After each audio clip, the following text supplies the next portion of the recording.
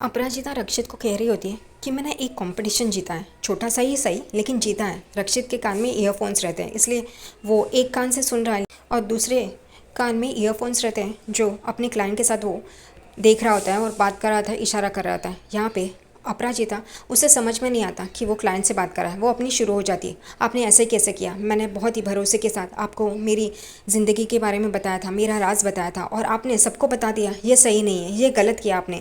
वो अपना monitor, computer का मॉनिटर अपराजिता के साइड में करता है और दिखाता है, तो वो देखती है वहाँ पे एक क्लाइंट होता है, जापानीज़ क्लाइंट होता है और यहाँ पे रक्षित उनसे बात भी कर रहा होता है और अपराजिता से भी हाँ हाँ करके बोल रहा होता है। फिर अपराजिता उसे देखती है और सॉरी कहती है। यहाँ पे रक्षित कहता है उस क्लाइंट को कि ये मेरी ऑफिस की एम्प्लॉय है, ये अभी डिज़ाइन करती है और इसे कुछ ज़रूरी बात करनी है, तो मैं आपसे बाद में बात करता हूँ। इसलिए वो मीटिंग बंद कर देता है और अपराजिता को बोलता है बोलो क्या बात है।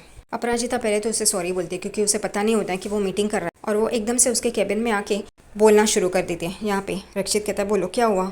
वो कहती है कि मैंने आपको मेरे बारे में इतने भरोसे से बोला और आपने सबको जाके बता दिया। सब लोग वहाँ पे डोमेस्टिक वायलेंस के बारे में ही बात कर रहे हैं, आपने ऐसे कैसे किया। यहाँ पे रक्षित कहता है अच्छा ये बात है, माते थोड़ा सुन तो लो। और वो कहता है चलो मेरे साथ बाहर। वो उसको बाहर लेके आता है, तभी यहाँ पे सब लोग तालियां बजा रहे होते हैं।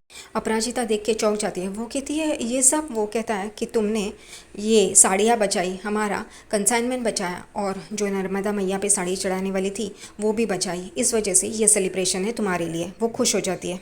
उतने में ही वहाँ पे ईरा आ जाती है और वो ये सब कुछ देख के बहुत ही गुस्से में आ जाती है।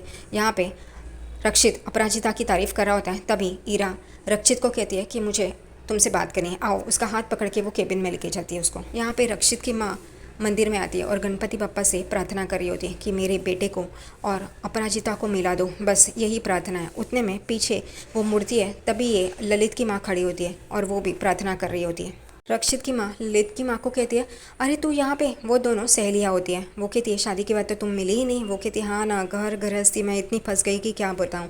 वो कहती है तुम यहाँ पे कैसे। वो कहती है देखो मेरा बेटा वहाँ पे सबको खाना खिला रहा है, उसकी वजह से आई हूँ। उसकी बीबी घर छोड़ के अपने मायके में आ गई है और यहाँ पे उसको एक जॉब मिली है, तो वो अब वापस आने के लिए तैयार नहीं है।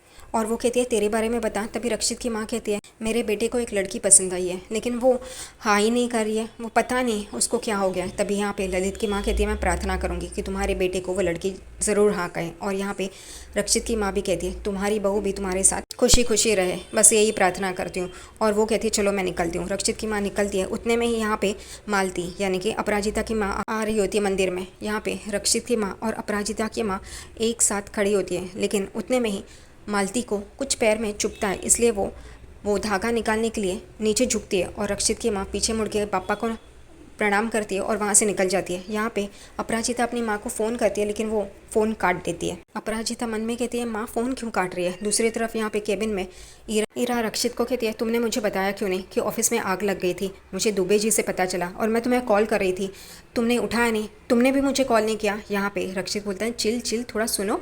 मैं आग से पहले कॉल करता, आग में था तभी कॉल करता, या आग के बाद करता, उतने में मेरे ध्यान में नहीं आया, इसलिए मैंने तुम्हें कॉल नहीं किया।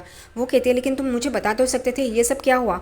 वो कहता है कि अपराजिता को बचाते वक्त मुझे ये समझ में नहीं आया, मुझे अपराजिता को बचाना था। वो कहती है ईरा ओह मुझे समझ जाना चाहिए था, अपराजिता वो तो है ही बीच में।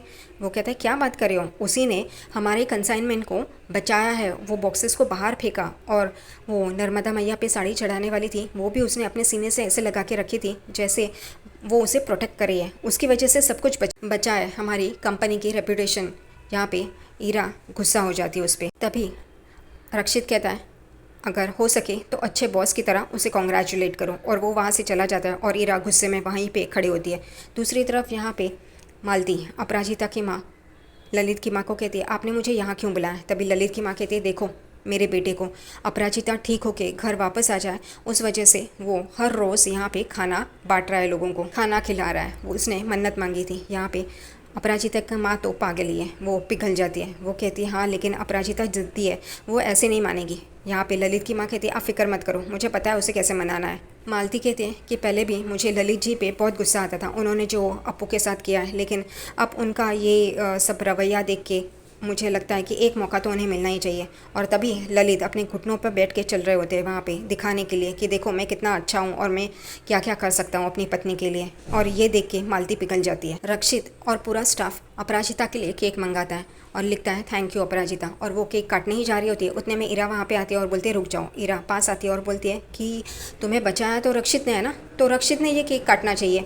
वो बीच में टांग अड़ाती रहती है लेकिन रक्षित उसे कुछ भी नहीं बोलता, सिर्फ देख रहा होता है। तभी यहाँ पे अपराजिता कहती है आप सही कह रही है रक्षित सर, आप काटिए। वो कहता है नहीं नहीं। यहाँ पे दुबे जी कहते हैं कि मेरे पास एक आइडिया है, आप दोनों मिलके काटिए ना, क्योंकि आप दोनों ने ही ये सब कुछ बचाया है। फिर वो दोनों जन हाथ पकड़ के केक काटते हैं। ये देख के इरा को और भी जलन होती है, फिर एक दूसरे को केक खिलाते हैं। यहाँ पे इरा जानबूझकर अपराजिता को बोलती है कि अब मैंने एक फ़ैसला किया है, तुम मेरे अंडर काम करोगी। यहाँ पे दुबे जी बोलते हैं ये अपराजिता मैडम को तो ये इस ऑफिस से निकाल के ही रहेंगी। यहाँ पे रक्षित सिर्फ देख रहा होता है। इरा कहती है कि रक्षित तुमने ही कहा था ना एक अच्छे बॉस बनने के लिए तो एक अच्छा एम्प्लॉय तो उसको चाहिए, ये मेरी टीम में काम करेगी। यहाँ पे रक्षित सिर्फ देख रहा होता है, ना ही इरा को कुछ बोलता है ना ही रोकता है। उसे पता है इरा अपराजिता को तंग करेगी, लेकिन फिर भी यहाँ पे अपराजिता बोलती है हाँ हाँ क्यों नहीं। वो भी डर डर के ही बोल रही होती है क्योंकि उसको भी पता है इरा क्या करेगी।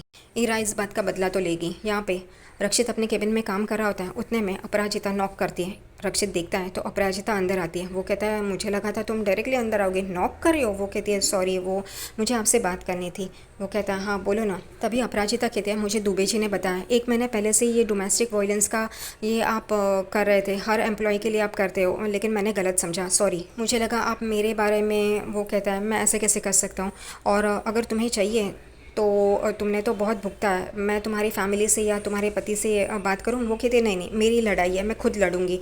और वो कहता है हाँ सही है, मैं दोस्त तो हूँ नहीं तुम्हारा कि मैं तुम्हारे मामलों में पढ़ूँ। वो कहती है ऐसी बात नहीं है। और फिर वो उसे 5 रूल्स बताती है दोस्ती के, जो उनके बीच में हुई है। पहले तो वो एक दूसरे को प्रोटेक्ट करते हैं, एक दूसरे का साथ देते हैं हर मामले में। ये सारी बातें वो बताती है और कहती है अब हम दोस्त बन सकते हैं, क्या आप मेरे दोस्त बनेंगे। और वो हाथ आगे करती है और रक्षित हाथ पकड़ता है और कहता है यस। वो दोनों जन दोस्त बन जाते हैं। यहाँ पे अपराजिता जब ऑटो से घर आती है तब देखती है कि कुछ सामान कहीं जा रहा है। वो रश्मि उसकी सहेली भी वहाँ पे होती है। अपराजिता उसे पूछती है तो रश्मि कहती है ये भारती आंटी ने अपना ऊपर का फ्लोर किसी को दे दिया है भाड़े पे। अपराजिता कहती है अच्छा। रश्मि कहती है चलो हम देखते हैं। और वो आगे बढ़ के देख ही रहे होते, उतने में एक ऑटो की आवाज़ आती है, इसलिए वो दोनों जन पीछे देखते हैं। तो यहाँ पे ललित और उसकी माँ उतरते हैं। यहाँ पे ललित कहता है जब तक अपू तुम मान नहीं जाती और हमारे साथ चलने के लिए तैयार नहीं हो जाती तब तक हम यहीं पे रहेंगे इसी मोहल्ले में।